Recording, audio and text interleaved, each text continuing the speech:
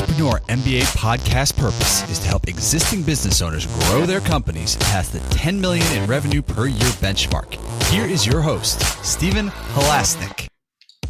Welcome, everyone. My name is Stephen Halasnik, and I'm co-founder of Financing Solutions. Financing Solutions provides easy-to-set-up lines of credit for small businesses, and I will be your host for today for the Entrepreneur MBA podcast. If you're interested in learning more about the line of credit that we offer to small businesses, please visit fscreditline.com. That's FS as in Financing Solutions, creditline.com. And I would tell you, I'm a firm believer that every small business or every business should have a line of credit in place. I know I certainly have. Over the last 25 years, I've built 6 companies in the $5 million to $25 million range, including 2 companies that have made the Inc. 500 fastest growing companies in the United States. I love learning from people with business experience, and today I'm excited to be speaking with Nick Gray. Nick Gray is an entrepreneur and author living in Austin, Texas. He started and sold 2 successful companies, Flight Display Systems and Museum Hack.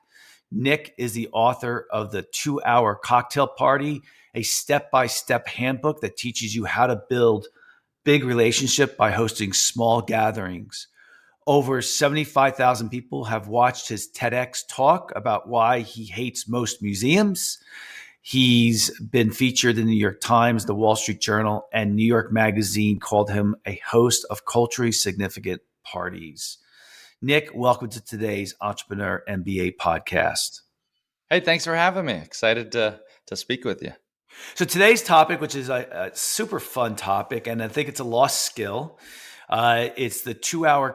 It's called the 2-Hour Cocktail Party: How to Build Big Relationships with Small Gatherings.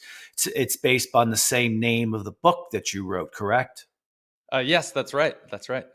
Now, let me ask you a question. Did you know while you were building those businesses that you had a natural skill in kind of building relationships through networking and those type of things?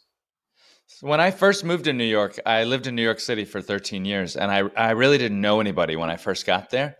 And I went to a bunch of networking events, and I just wasn't meeting the types of people. I wasn't successful in these loud bars that were crowded and dark. And so instead of going to bad networking events, I started to bring the party to me and host my own events.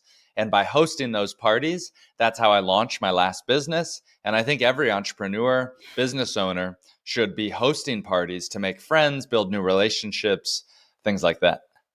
So the 2 companies that you have, Flight Display Systems. What did Flight Display Systems do? Flight Display Systems made avionics equipment for small jets. So if you've flown on a Citation jet or a Learjet, small plane, it would make that map that shows you where the plane is flying across the country, and then made the screens and the DVD players and Blu-ray players and the buttons and switches. So a lot of electronic equipment for these small jets that were primarily used in the resale or retrofit market. Cool. And Museum Hack? Museum Hack was my last company. It did renegade museum tours, non-standard, very funny tours. I'd hire stand-up comedians and Broadway actors to be the tour guides at major museums. Our largest was the Metropolitan Museum of Art. And was that just a passion of yours? You just saw an issue? It started out as a passion, as a hobby. I never thought it would be a business. And it was just a hobby that I did for friends. I've led over 1,000 tours myself as a tour guide. And then one day a blog wrote about it and said it was the best thing to do in New York City. And literally overnight, 1,300 people emailed me, wanted to join a tour. Celebrities started to come and share it on their socials. And then I built it into a business. You should do that on, my wife and I used to do we love the tours that we would do through the apps. And, and for some reason they seem to have died out. And, we used to do a lot of tours and we loved them. And we were like, what's happening, And you should apply that same model to, a more of an app. I don't know what happened to them all. It's more scalable to do it on the app, but I'll tell you something interesting.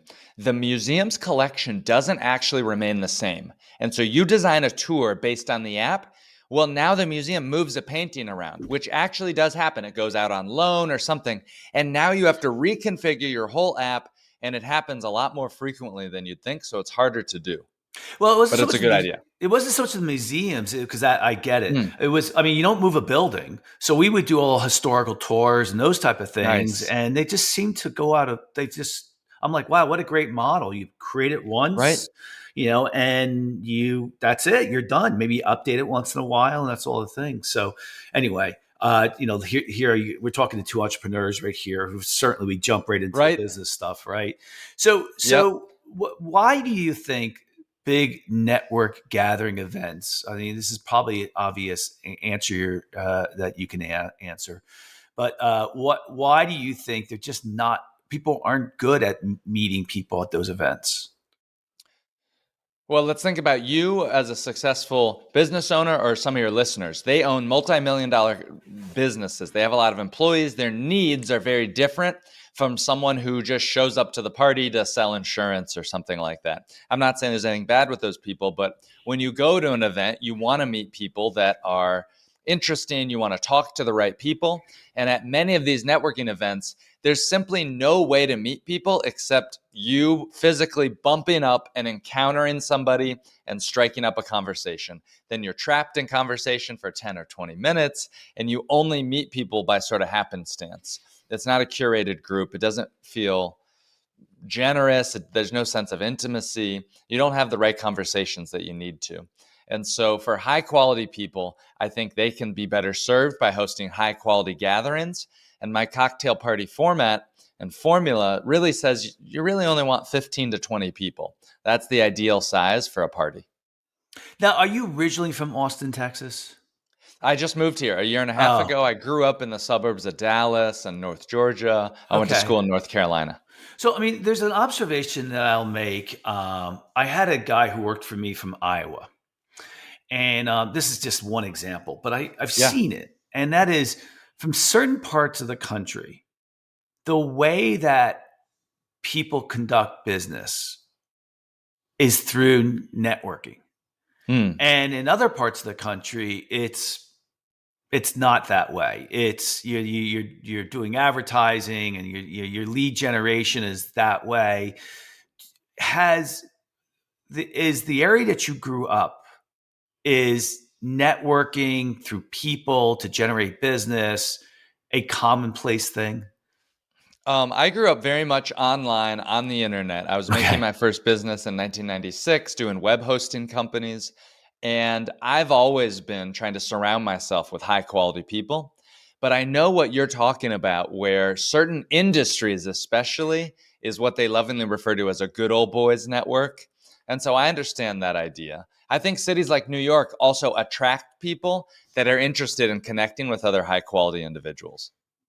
Yeah, the businesses I've always had have never required um, the type of relationship building for the business itself that I think I could always be really, really good at, because I love people. I love meeting new people. I'm outgoing. I'm willing to talk to anybody. And yet I haven't really used that skill in that 25 plus years. Interesting. Yeah, and so I think I love your idea of small gatherings. Now, do I have those relationships with other guys who have businesses? Yes. Do I have other other interests where I have those type of relationships? Yes. But I've never really fostered it, to an extent to really propel my career forward, so to speak. What do you think about that? What area do you live? Do you live in a major metropolitan area? So I'm 50 minutes outside New York, and I go to Yeah. New York all the time. And so, it would, have I gone to big networking events? Yeah, just because I'm interested and I like to learn, not so Hmm. much to meet people. That's been a long time since I've had to do that. So maybe when I was looking at other businesses to potentially purchase, I did some of that. Yeah. There was always an avenue for that, but I didn't. I didn't see that the opportunities really. So here's my suggestion for you. You have a huge network. You've interviewed so many people on this podcast. You've done business for so many years. And you probably know in New York City, hundreds of people that are on your Thousands. social medias and Yeah. email, thousands of people, right? And yet there are these people that you haven't really connected with or stayed in touch with. Maybe they've fallen off your email list. They don't see your posts on LinkedIn, whatever it is. We find out about, I don't have to tell you this, but we find out about the best business opportunities, the best relationships, the best investment ideas through our connection of acquaintances. It's often not our best friends who bring us new business deals. It's this loose network of acquaintances that maybe somebody you bumped into and met a couple of years ago, and now they just happen to have a new deal that's available for you, right? Or they happen to know a new employee that you've been dying to fill and to hire for that position in your company. I think you would benefit by hosting a little happy hour or a little cocktail party that you could do in New York City to have a meetup as a light touch to stay top of mind for all these people out there, to re-engage with these high quality connections that the reality is you're busy, they're busy, you just haven't had time to invite them over to dinner.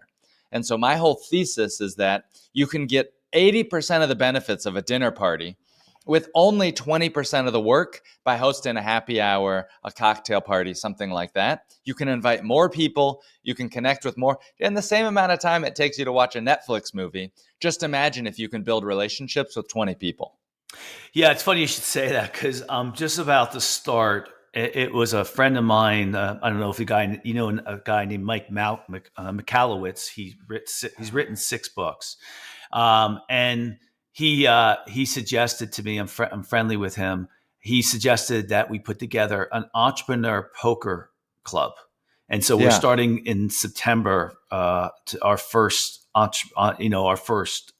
club, and you have to be an entrepreneur building a business, and willing to come play poker. So that would be a new initiative. But that's a good idea. That's nice, right? Yeah. Oh, it's great. We're doing it for a different reason, but it's something that him and I both have been very involved in EO entrepreneur organizations for decades.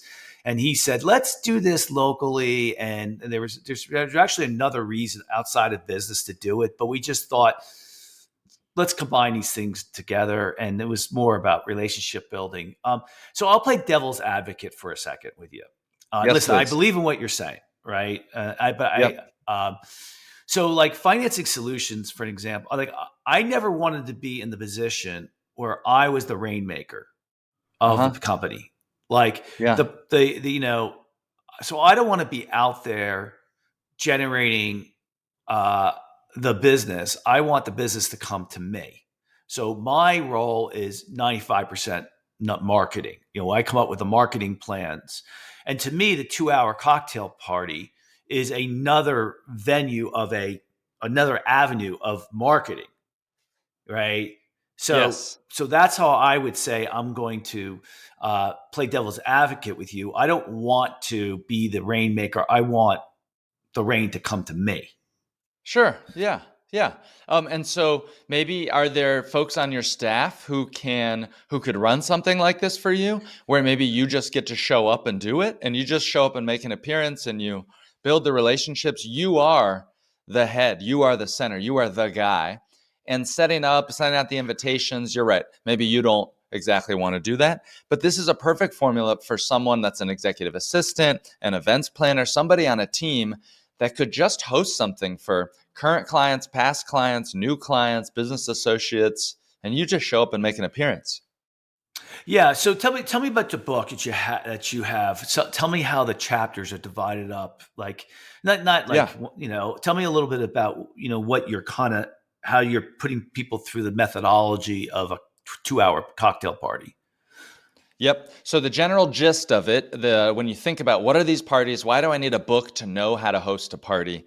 I know how to host. How hard can it be? Well, actually, there's some counterintuitive advice. I'll give you one of them. The best day to host one of these parties is probably not what you think. The best day is actually a Monday, Tuesday, or Wednesday night. Now, why is that? It's a non-socially competitive night. You want the most of your business clients' connections to show up, and so you're not going to host it on a busy night. Second, by hosting it with a 2-hour frame of time, people know that this isn't a long drawn out party, and they actually show up more on time, and they respect that you respect their time. The gist of the party, I guess you could think about it like the Nick party formula. So that's my name, Nick. N stands for name tags. I stands for icebreakers. You'll do a couple rounds of icebreakers to encourage new conversations. C stands for cocktails only, no dinner. This is not a dinner party. Dinner party is actually very advanced. It takes a skilled facilitator, takes a lot of time, a little bit of money, and it's a lot of stress. And then the K stands for kick them out at the end. It's only 2 hours long, and people will really appreciate you as a host when you do that. What made you when you had moved to New York? Wait, yeah. So when did you write the book? I wrote the book over the last 5 years, and it started as a Google Doc that I was sharing with friends, and me and about 65 other people were using it to develop this perfect party formula so that when you move to a new city, when you want to host a housewarming party, when you just want to meet new business connections and grow, because it can be lonely as an entrepreneur, then this is the format for somebody that they can do to host a guaranteed event that's not stressful and that you know will be successful. So, I mean, how many of these events do you think you personally did? Host more than 350 probably. Wow. And so tell me what you think you got out of it, the top 3 things. Number one, the biggest thing was I launched my last company, Museum Hack, which did $3 million in revenue. We had about 50 employees. I sold it in 2019. So the biggest thing that I got was I had a warm network when I was launching my business. By hosting these parties, I had all these people that had seen me run an event. I wasn't just a random LinkedIn connection. They didn't just have met me 5 years ago, but they knew that I hosted a good event. And so when I launched my business, they were there for me. Number 2 was just making new friends. All of my best friends, literally, when I moved to a new town, I knew the formula. Move to a new town, don't know anybody, start to host parties. It's an easy invitation. Everybody wants to be invited to a party. And then number 3, this is kind of like a personal thing, but just for dating, it's been very helpful to meet somebody, to invite them to come to a party versus a dinner date, which can be awkward. So I'd say building relationships across the spectrum, it's been good for me. I wonder if you could apply. So I'm recently single.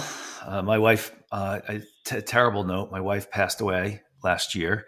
Oh, sorry for your loss. Thank you. And that's why the poker thing came about. I wasn't going to say it, but that's why the poker thing came about.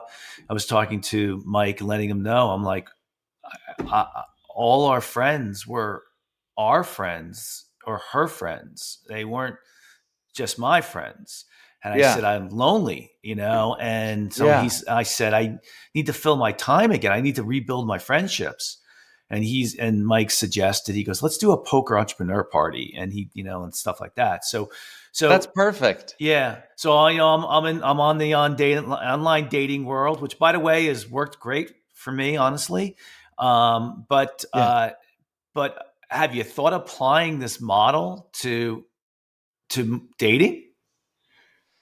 I think this formula works very well for dating. And for people that are sick of online dating or that feel oversaturated, which for myself, I can tell you just honestly, I don't do too well in online dating, but I do amazingly well at my parties because I get to meet people, I get to invite them, they get to see me and who I am. And that's hard to express in an online profile. So I think this works incredibly well for dating. And I've heard of some people who use it very successfully for that. Yeah, don't you think that like for example, I know Match, of course, does these get-togethers, which I haven't done any of these events yet. But do you think there's a business there for the online dating world? I mean, I bet you 80% of people hate online dating. Dating. Yeah. I mean, I actually it's worked very well for me, so I really like it. But do you think there's a business there to have the methodology to create the website? Because we all know people who are single. And if you say that, if I called up my friend Gina and said, Gina, there's this party I'm having, and 2-hour cocktail party, and the only thing you need to do is pay $20 and bring 2 friends who are single. That's the only thing you need to do, right? You think there's Yeah. you think there's a business model there? So what I know about singles parties, speed dating events, things like that, is it doesn't matter the quality of event that you produce. It doesn't matter. You could throw the best event with the most on-point logistics, food, drinks, everything. The sad reality is that your event will only be judged based on the quality of attendees. No. As such, that makes it very hard to create a business because, if your male female ratio is off, if you have too many men, too little men, if the quality of your attendees, if people don't think that it's a good matchup, it doesn't matter about all the work that you put in. And so really the special sauce, or where the business opportunity probably is around the lines of being an executive matchmaker, going to the higher end sector of the market. That's probably would be my thought for business opportunity. Yeah. Now, did you learn that? Did you actually look at your model and say, does it apply to a dating model, or is it just something that you've observed? I've heard from people who are single, who host these parties. They read my book to host their own cocktail party. And then they low-key will invite people that they are interested in dating, but it's not exclusively. They're not just doing this for singles parties, which, by the way, that's the tip or the hack, that if you're ever going to do a singles event, which you totally should do, the secret, though, is just don't call it a singles event. So you can invite your single friends, you can host them, have a party, but don't call it a singles party. Now, the people that, going back to the business party, the networking party, right? Yep. How do you control the quality of people who are going? They're all people you know? Generally, yes. They're people that I know, or I'll let people bring a guest. Here's my thoughts. Doing a well-run event, and you know this, you've been to a lot of events. It's simple. It's not rocket science, but it's also a learned skill. So you mentioned it's kind of a lost art. And so my suggestions for people with reading my book is that you make your first party a low stakes affair. What do I mean? Don't invite people you're trying to impress. Invite your close friends, your neighbors, invite people you work with. Don't jump all the way to the top for dating, for building business relationships. Host your first party, practice using some of the formula, run a good event, and then you can start to reach. Then you can start to curate and improve the quality of your attendees for a more specific audience. But your first one is like a dry run. It's like a beta test. So even when you get past the first one, or even if you do the first one, is there a criteria that you have? So in other words, are you going to have somebody there who owns a $10 million business and then another person who works doing building roads and construction? Are you going to have those types of people there? So I actually do like to have a really good mix of people. When I was in New York, maybe I knew some dancers and artists and online marketers and people with big businesses. And for a general cocktail party where I'm trying to have 15, 20, 25 people, where I'm trying to have excitement and energy in the room, I'm trying to have different faces and diversity, I do like to have that. And I think it makes for more interesting conversations. That being said, you can absolutely focus this like EO and maybe do one of these for just like EO members. My advice on that would be that if you are trying to curate the room to be a specific audience, be very careful about allowing people to bring their partners or plus ones. That kind of gets away from your purpose of curating the room. Plus, they talk to them. They right? talk to them and they use them as a conversational crutch. You're exactly right. Yeah. So how do you start the meeting so that people get to know each other? Does it just happen naturally? I mean, do you get up and say, hey, my name is Nick and this is the reason I'm doing this, and go? But what do you do? Yes.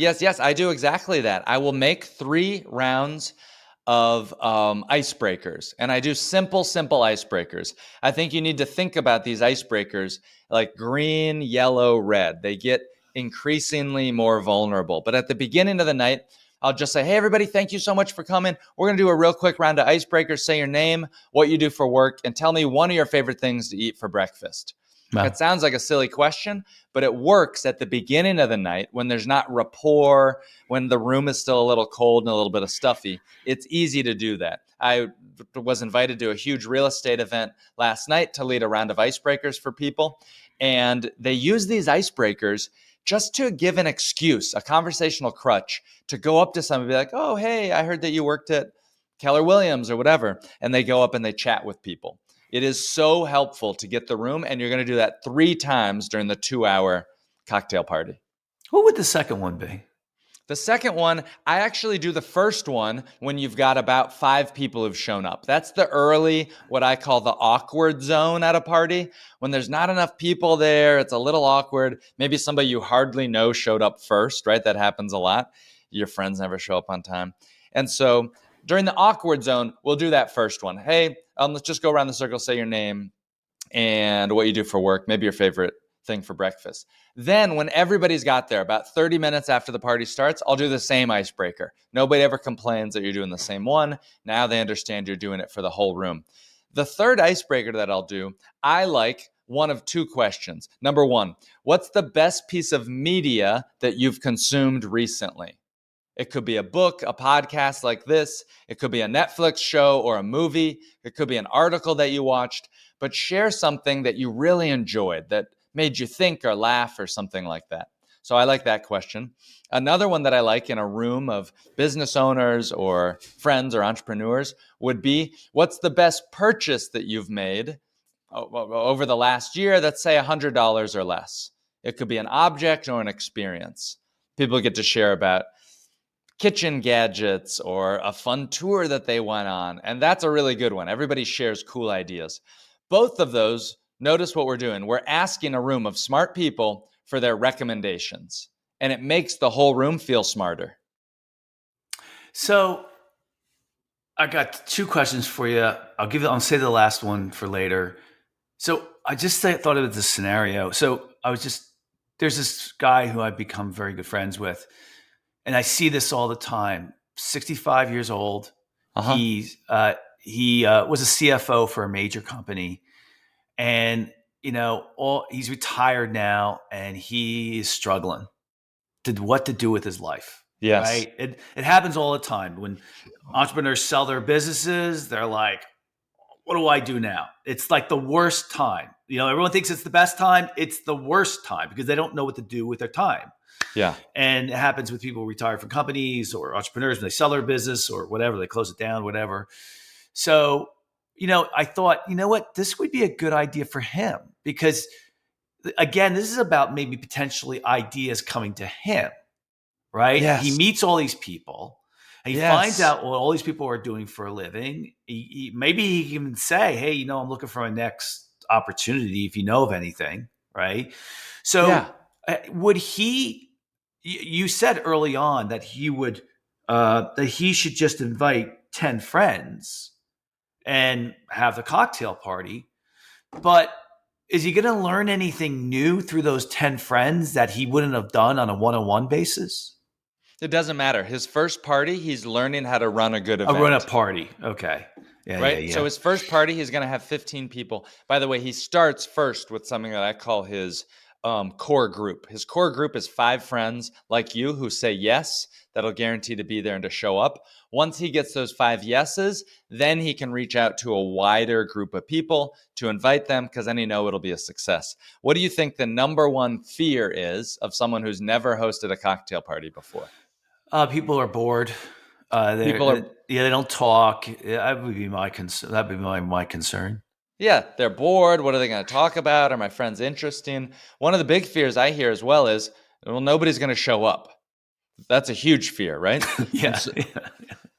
And so we limit that by doing 3 rounds of reminder messages. We collect RSVPs. These are things that sound obvious, but actually having them written down on a checklist like that's in my book help you to guarantee people, because now I've had hundreds of parties that folks have hosted from reading my book. And they say on average, over 93% of all the people who say yes actually show up to the party. For your friend that you were talking about, who's 65, he's meeting all these people. Well, what's his next step? If he meets somebody interesting, maybe he'll get their phone number, he'll get their details, and he'll have a dinner with them or a coffee or a lunch. Instead, how easy is it? All these people he's meeting to say, hey, my friends and I host these cocktail parties. Can I invite you sometime? And that's one of the biggest benefits, that as a business owner, you meet a lot of interesting people, but you're just too busy to have one-on-ones with them. At a cocktail party, it's an easy way for you to bring people into your world. Yeah, and not to be sexist, but this is what I found too. Women do an incredible job of building a social network. Yes. And men don't.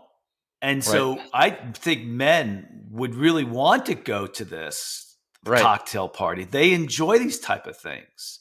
Yeah. But, And just go ahead. What were you going to say? well, I was just going to say, it's hard to make new friends as an adult. As Yeah. we get older amongst guys, I read a stat that said most Americans hadn't made a new friend in over 3 years. Yeah. That's crazy, right? Because as we get older, friendship becomes a game of attrition. People just kind of fall off. We lose more friends than we make. Yeah. And as a guy, it's also weird. What are we going to say? Hey, do you want to be my friend? Versus, you're right. Like, women are so much better at that. Yeah. So, all right, I have 2 questions for you. They're probably going to be the last 2 questions. You can tell me which one you want to tell me answer first. The first one is, tell me the craziest story about what happened in any of the gatherings that you've had, like the weirdest, craziest ones. And then the other one is, tell me the most successful one. It may not be for you, but it could be for somebody else. But you pick which one you're going to choose. Great. I'll think of 2 ones that just came off first. So first, the craziest one.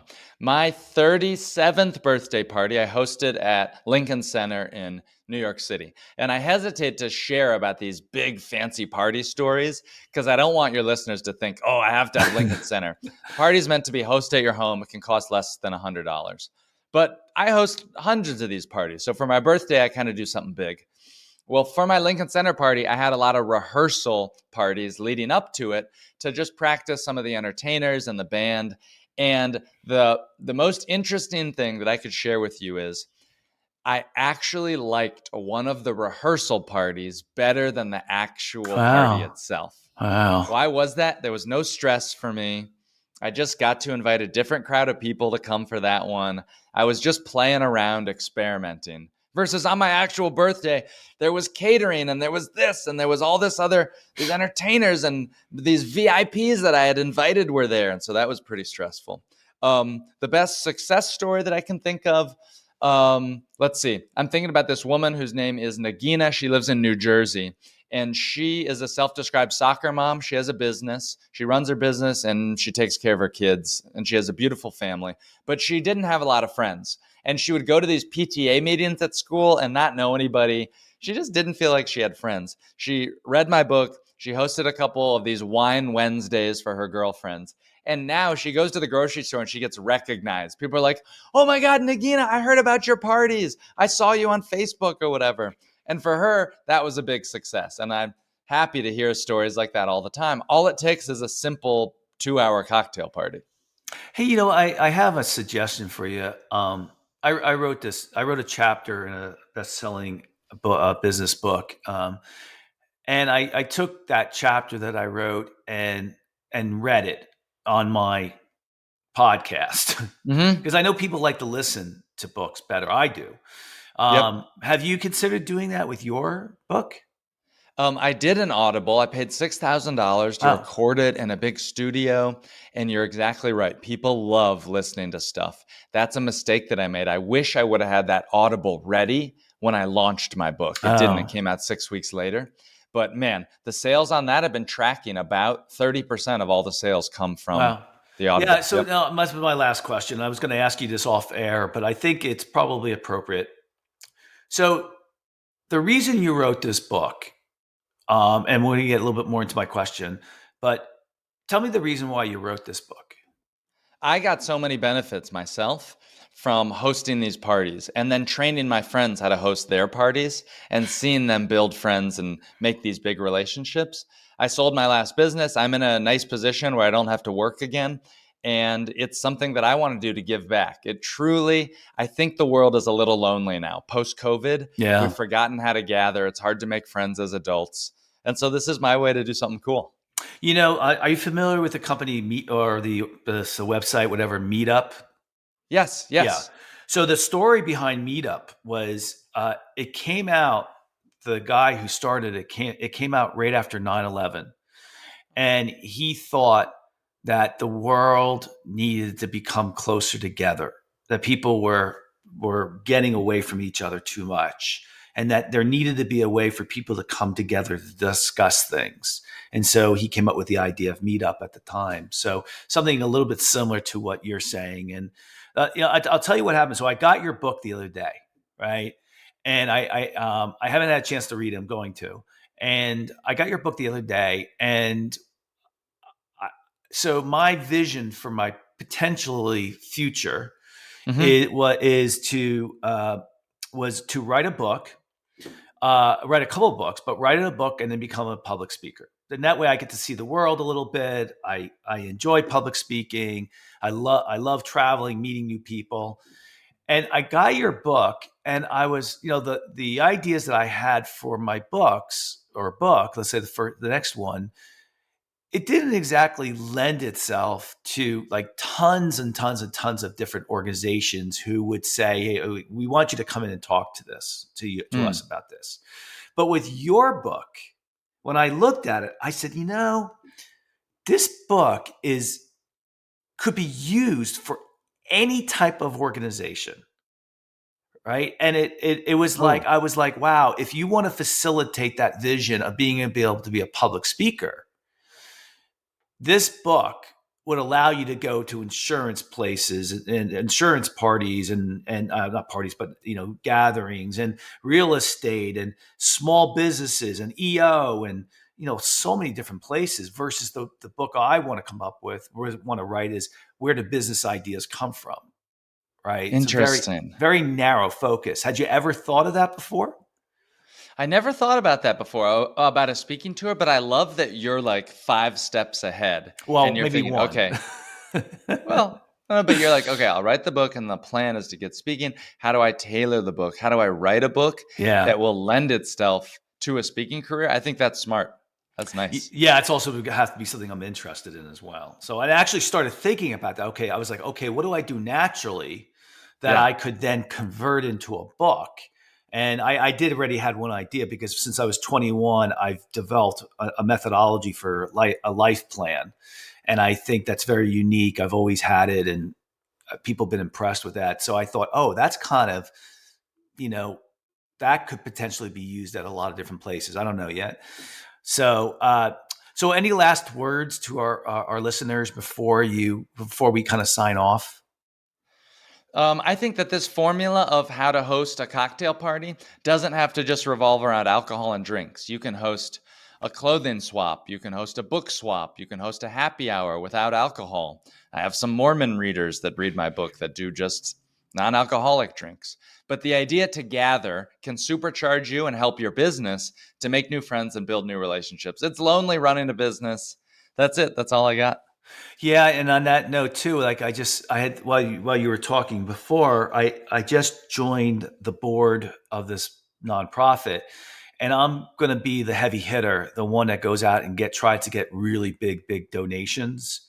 And as you were talking, I was like, the 2-hour cocktail party, that could be it. So, so it was good stuff. I enjoyed it. It was a lot of fun. I'd like to thank so very much Nick Gray for coming on to today's podcast. And if you like today's podcast, please feel free to share it with a friend, and also subscribe on your favorite podcasting app. Also, if you would like to learn about or look at the line of credit that my company, Financing Solutions, offers for your business, you can either call us at 862-207-4118 or visit our website at fscreditline.com. Lastly, if you do like today's podcast, please give us a 5-star review. That is what the algorithms use to determine where our podcast is. We have thousands of listeners. It's been a fantastic success, and those 5-star reviews really help. Nick, if anyone wants to get in touch with you or get your book, how would they go about doing that? The name of my book is The 2-Hour Cocktail Party. You can find it on Audible and on Amazon, anywhere books are sold online. And I have a really cool website at www.nickgray.net, N-E-T. And then on all the social media, I'm Nick Gray News, N-E-W-S. So say, hey, let me know if you host a party. I'm on a mission to get 500 people to read my book and to host a party for their friends, neighbors, and colleagues. I'd love to have you as one of those 500. Great. And I appreciate you coming on, Nick. Thanks very much. And so I think the thing that is a takeaway from today is a little different than I think you might think I would have said. And that is, I think it's important for all of us to try something new. I think, I've done that many times outside of business. You took up sailing, took up competitive rowing, all different types of things to make life exciting. And I think, having a 2-hour cocktail party for whatever reason that you think it might be useful for you would be a great start. And, I think it's a no-brainer if you're thinking of doing that to get Nick's book. So other than that, I wish everybody a great day. Go out, enjoy the beautiful weather. It's still summertime as of this podcast. Even if it's not, you go outside, enjoy yourself. You deserve it. Entrepreneurs do not take a good care of themselves. I always did, and I think it's critical. But get out there, smell the roses, and enjoy being an entrepreneur. So everybody have a fantastic day.